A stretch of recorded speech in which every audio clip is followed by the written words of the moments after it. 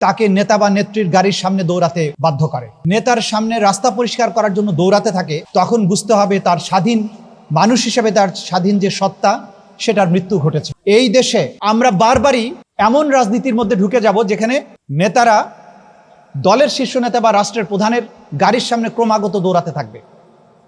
এই দৌড়ানো আমরা দেখতে চাই না। আমাদের প্রত্যেকটি ছাত্র, প্রত্যেকটি নাগরিককে আমরা আত্মমর্যাদাশীল দেখতে চাই। যে রাজনীতি ক্রমাগত তার দলের নেতাদের ছবি এবং অতীতের কীর্তিকলাপ নিয়ে তাদেরকে স্লোগান দিতে বাধ্য করে, আমি বিশ্বাস করি বাংলাদেশ ছাত্রপক্ষ সেই রাজনীতির কবর দিয়ে আত্মমর্যাদায় ভিত্তিতে নতুন রাজনীতি নির্মাণের জন্য তারা কাজ করছে এবং তারা করবে। এই মিলনায়তনে আজকে যারা উপস্থিত আছেন, আমি চাইব আপনারা প্রত্যেকেই সেই আত্মমর্যাদায় নিজেকে গঠন করবেন যে কখনো নেতা বা নেত্রীর নামে আপনাদের স্লোগান দেওয়ার প্রয়োজন হবে না। আপনাদের প্রত্যেকটি স্লোগান হবে দেশ এবং জাতির জন্য আগামীর গতিপথ নির্ধারণ সংক্রান্ত। জুলাইয়ে যে স্লোগান আপনারা দিয়েছেন, জুলাইয়ে কোনো নেতা এবং নেত্রীর নামে স্লোগান হয়নি। দুনিয়ার সব দেশে যান, কোনো দেশে যত পপুলার প্রেসিডেন্ট হোক, প্রাইম মিনিস্টার হোক, তাদের নেতা বা নেত্রীর ছবি নিয়ে কাউকে মিছিল করতে দেখেছেন? আমরা তো দেখি নাই দুনিয়ার কোথাও। তাহলে আমরা কোন রাজনীতি করছি? এত রক্ত দিয়ে আমরা বলছি স্বাধীনতা আনছি, তো আমরা কেন নেতা এবং নেত্রীর ছবি নিয়ে স্লোগান দিচ্ছি প্রতিনিয়ত? অমুক ভাই তমুক ভাই, আপনার ভয় নাই, আমি রাজপথে আছি। কেন? তোমার ভয় থাকলে তোমার থাকবে, তুমি দুর্নীতি করলে আমি তোমাকে অভয় দিতে যাব কেন? এই রাজনীতি যদি আমরা নির্মাণ করতে না পারি, তাহলে বারবার আবু সাইদ, মুগ্ধের আত্মদান এগুলো কিন্তু ব্যর্থ হয়ে যাবে। আমি আপনাদের কাছে আজকে যে বিশেষ কথাগুলো বলতে চাই, এই ঢাকা বিশ্ববিদ্যালয় আমাদের গর্ব করার মতো একটি শিক্ষা প্রতিষ্ঠান ছিল, কিন্তু সময়ের পরিক্রমায় বাংলাদেশ থেকে যে স্বৈরাচার পালিয়ে গিয়েছে, তাদের রাজনীতির সময় এবং বিভিন্ন সময় এই বিশ্ববিদ্যালয়কে এমনভাবে কলুষিত করা হয়েছে যে এই বিশ্ববিদ্যালয়ের গর্ব করার যে জিনিসগুলো ছিল এক এক করে তারা ধ্বংস করেছে। এই বিশ্ববিদ্যালয়ে যাকে আমরা প্রাচ্যের অক্সফোর্ড বলতাম, সেই বিশ্ববিদ্যালয়ে ক্রমান্বয়ে গর্ব করার জন্য এমন একটা পর্যায়ে গেল যে এই বিশ্ববিদ্যালয়ের এক সময়ের ভাইস চ্যান্সেলর তিনি বললেন, এই বিশ্ববিদ্যালয়ের সবচেয়ে গর্বের জিনিস হচ্ছে 10 টাকা দিয়ে চা, চপ এবং সিঙ্গারা পাওয়া। এইভাবে এই বিশ্ববিদ্যালয়ের বিভিন্ন প্রাঙ্গণ, যে এই বিশ্ববিদ্যালয়ের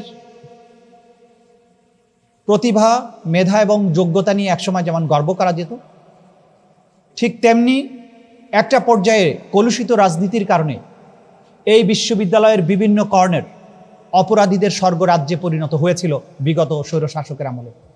এই বিশ্ববিদ্যালয়ে আবু বকরের মতো একজন মেধাবী ছাত্রের রক্ত ঝরেছে। পাশেরই শিক্ষাঙ্গন বুয়েট আবরার ফাহাদের মতো মেধাবী এবং দেশপ্রেমিক মানুষের রক্তে রঞ্জিত হয়েছে। এই বিশ্ববিদ্যালয়ে 7 মার্ডারের মতো ঘটনা ঘটেছে এখান থেকে কয়েক গজ দূরেই, স্বাধীনতা উত্তর সময়ে। এই বিশ্ববিদ্যালয়ে ছাত্রলীগের নেতারা ঢাকা শহর থেকে ছিনতাই করে, কিডন্যাপ করে, নারী এবং শিশু অপহরণ করে হলগুলোতে বন্দি করে রেখে চাঁদাবাজি পর্যন্ত করেছে।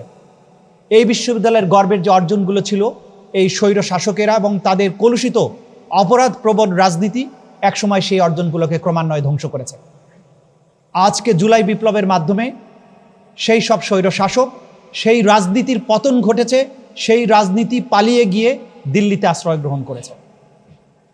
এখন এই মুক্ত বাংলাদেশে আমাদেরকে নতুন করে আমাদের সেই রাজনীতিটা নির্মাণ করতে হবে। ঢাকা একটা বিশ্ববিদ্যালয় থেকে রাজনীতিবিদ তৈরি হয়, বিশ্ববিদ্যালয় থেকে বিপ্লবের জন্ম হয়েছে, সত্য।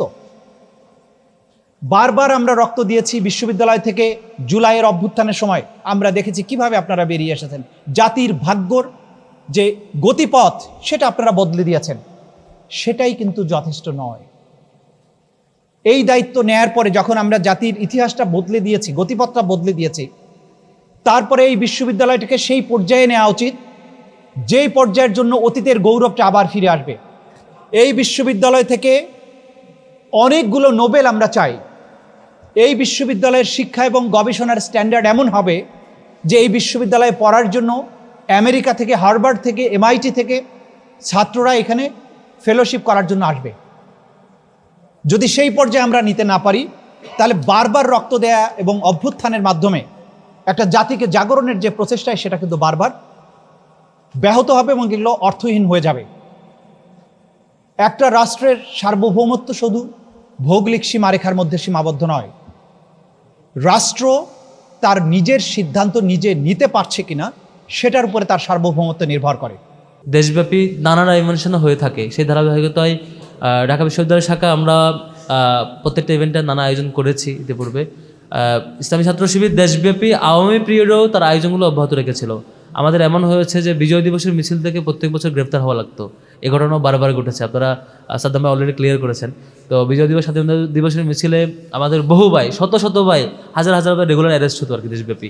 তো যাই হোক, আলহামদুলিল্লাহ আমরা এখন একটা ওপেন, একটা উন্মুক্ত স্পেস পেয়েছি। আমরা এটা নিশ্চিত করছি আমাদের ক্যাম্পাসগুলোতে আমাদের প্রত্যেকটা পরিসরে দ্বিমত করার জায়গাটা আমরা স্বাধীনভাবে রেখেছি। আপনারা দেখেছেন যে বেশ ডাকসু হওয়ার পর থেকেই নানা দ্বিমত, নানা মত আমাদের ব্যাপারে লোকজন করছে, ভিন্ন মত পোষণ করছে। আমরা এই স্বাধীনতা দিতে চাই, সবার ব্যাপারে আমরা ইনসাফ করতে চাই। আমাদের ব্যাপারে যারা দ্বিমত করবে তাদের প্রতি আমরা রেসপেক্ট রাখতে চাই যে আপনি স্বাধীনভাবে তার দ্বিমতটুকু করুন, জনগণ কিংবা শিক্ষার্থী বিচার করবে কোন মত অধিকতর রাইট। আপনি কতটুকু রুচিবোধ সম্পন্ন সেটা আপনার অ্যাপ্রোচের মধ্য দিয়ে বলবে, আপনি কতটুকু সুস্থ চিন্তা সম্পন্ন সেটা আপনার অ্যাপ্রোচের মধ্য দিয়ে বলবে। সেদিক থেকে আমরা সুস্থ একটি চিন্তার এবং রুচিবোধ সম্পন্ন আচরণের কম্পিটিশনে আমরা আমাদের নিজেদের চিন্তাগুলো শেয়ার করতে চাই। স্বাধীনতার বিজয়ের আজকে 54 বছর পার হলেও অলরেডি আলোচনায় আপনারা দেখেছেন, শুনেছেন ক্লিয়ারলি যে লক্ষ লক্ষ শহীদরা যে জীবন দিয়েছে, জীবনের একটা কমিটমেন্ট, একটা প্রত্যাশার জায়গা ছিল যে এখানে সামাজিক সুবিচার নিশ্চিত হবে এবং সাম্য নিশ্চিতভাবে আমরা দেখতে পাবো এবং সকলের অধিকারটা আমরা নিশ্চিতভাবে পাবো। কিন্তু গত 54 বছরের ইতিহাসে আমরা পাই নাই, বারবার দফায় দফায় আমরা আসলে হেরেছি, বারবার আমরা পরাজিত হয়েছি একটি চক্রের কাছে, যে চক্র কখনো স্বৈরাচারের ঢঙে এসেছে, কখনো বাকশালের মাধ্যমে এসেছে, কখনো সেনা শাসনের মাধ্যমে এসেছে, কখনো অবিচারের মাধ্যমে, কখনো দুর্নীতি, সর্বশেষ আমরা ফেসিবাদ, গুম খুম, হত্যাকাণ্ড দেখেছি।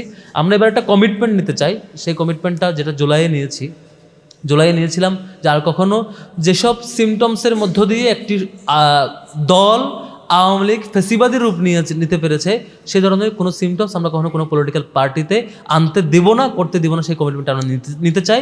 কিন্তু আমরা 24-এর পরে আমরা আবারও দেখেছি সেই আন্তঃকুন্দল, আবারও দেখেছি সেই চাঁদাবাজি, সেই লুণ্ঠন, সেই হত্যাকাণ্ড, ক্রসফায়ার কিংবা নিজেরা মারামারি, হত্যাকাণ্ড সবগুলো ঘটেছে, দুর্নীতি অব্যাহতভাবে চলছে। আমরা কমিটমেন্ট নিতে চাই, জুলাইয়ে যে রক্ত দিতে হয়েছে সেই রক্ত আমরা দিতে চাই না।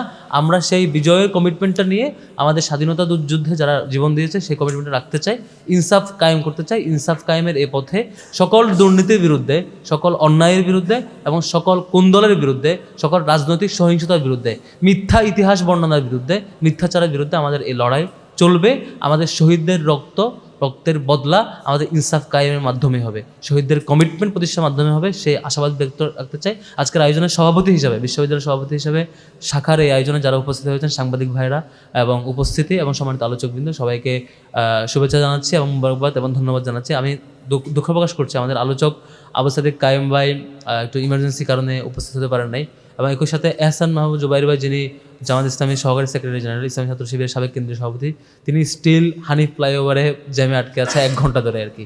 তো আলোচনার নির্ধারিত সময় আসবেন এটা মাথায় রেখে বের হয়েছেন, কিন্তু আজকে একটু অস্বাভাবিক জ্যাম, এবং একটা জায়গাতে এই আলোচনা শুরু হওয়ার আগে থেকেই উনি জ্যামে ছিলেন, স্টিল জ্যামের মধ্যে আছেন, বেরোতে পারেন নাই, যে কারণে তিনি আপনাদেরকে সালাম এবং শুভেচ্ছা পাঠিয়েছেন এবং ক্ষমা সুন্দর দৃষ্টিতে দেখবেন আজকের আয়োজনে সকল আলোচক উপস্থিত হতে না পারার কারণে। আমি সবাইকে শুভেচ্ছা জানিয়ে শেষ করছি এবং আমাদের হালকা নাস্তা থাকবে, নাস্তাগুলো গ্রহণ করবেন। সবাইকে আবার ধন্যবাদ। আসসালামু আলাইকুম রহমতুল্লাহ।